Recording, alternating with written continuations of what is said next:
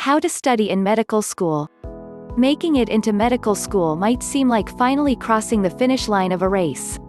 While that's true to a certain degree, it's really just the first step on your route to becoming a doctor. Think about it like finishing the swim portion of a triathlon. You still have the cycling and running legs to complete. But that shouldn't have you feeling discouraged. You just need to start thinking about how to be equally successful in the next phase.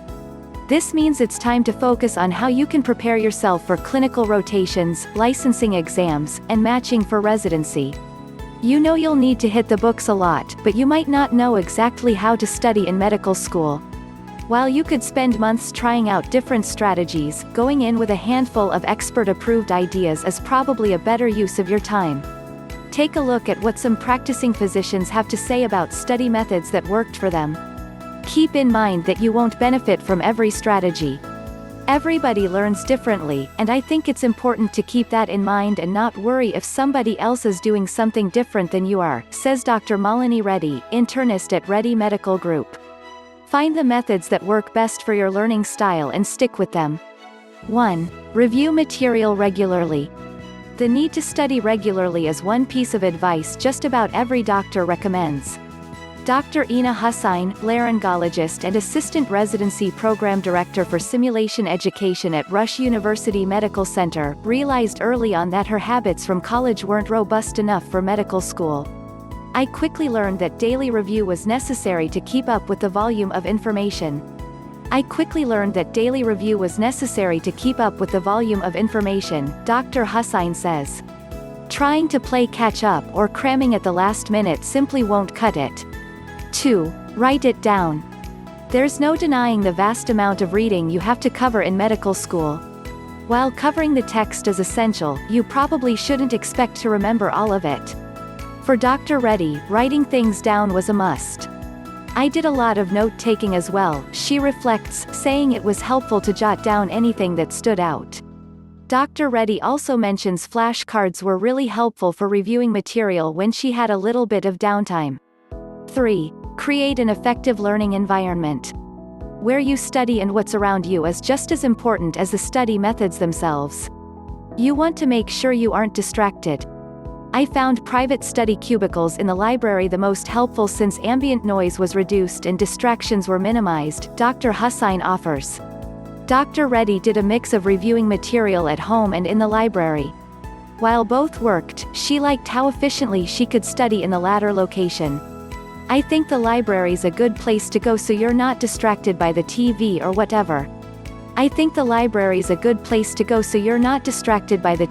or whatever. She offers.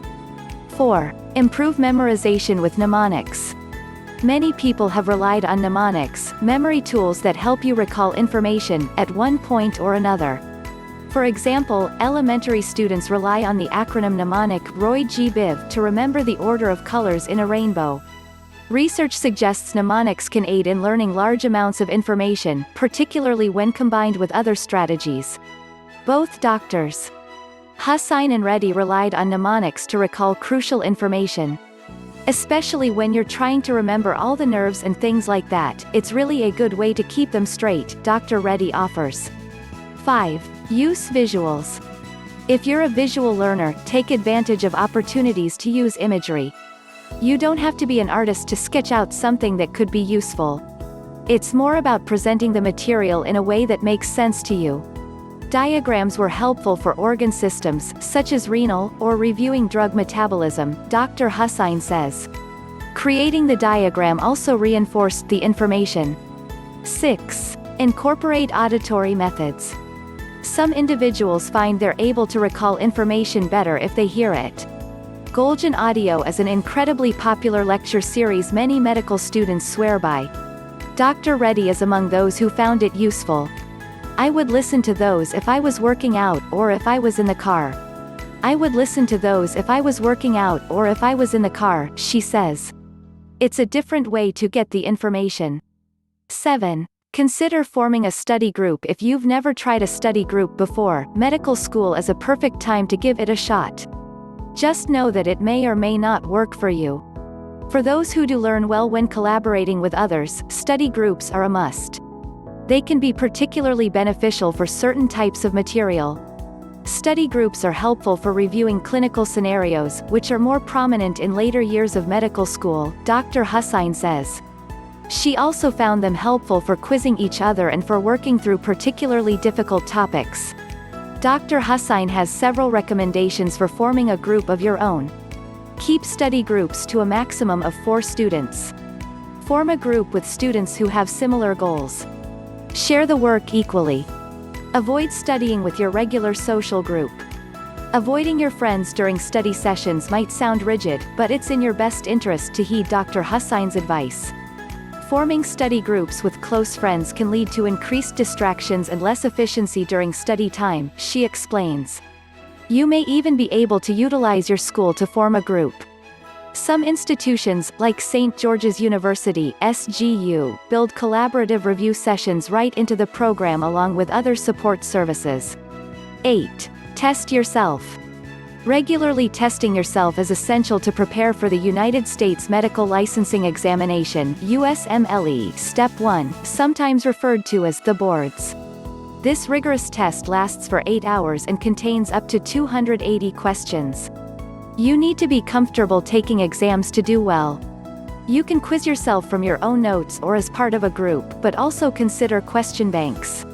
Most students find them invaluable tools. Dr. Hussain says question banks help you get used to the USMLE format. And consider that there are multiple ways to test yourself with the same list of questions. It just helped it stick a little bit more for me. When I was studying, especially for boards, I would go ahead and see what the answer was before I went on to the next question, Dr. Reddy says. It just helped it stick a little bit more for me. 9. Ask for help. Many students have a tendency to keep quiet if they're struggling. But it never works out well to put off seeking help, especially in medical school. There's just too much material to get through. You can quickly fall behind, Dr. Hussain warns, so it is better to ask for help earlier rather than later in the semester. She adds you can seek assistance from instructors as well as classmates. 10. Take care of yourself. Effective, regular studying is obviously key to succeeding in medical school. But don't forget to take care of yourself. Incorporating regularly timed breaks will keep you from burning out. Pencil in some free time or gym time as well so you have something to look forward to, Dr. Hussain advises. Pencil in some free time or gym time as well so you have something to look forward to.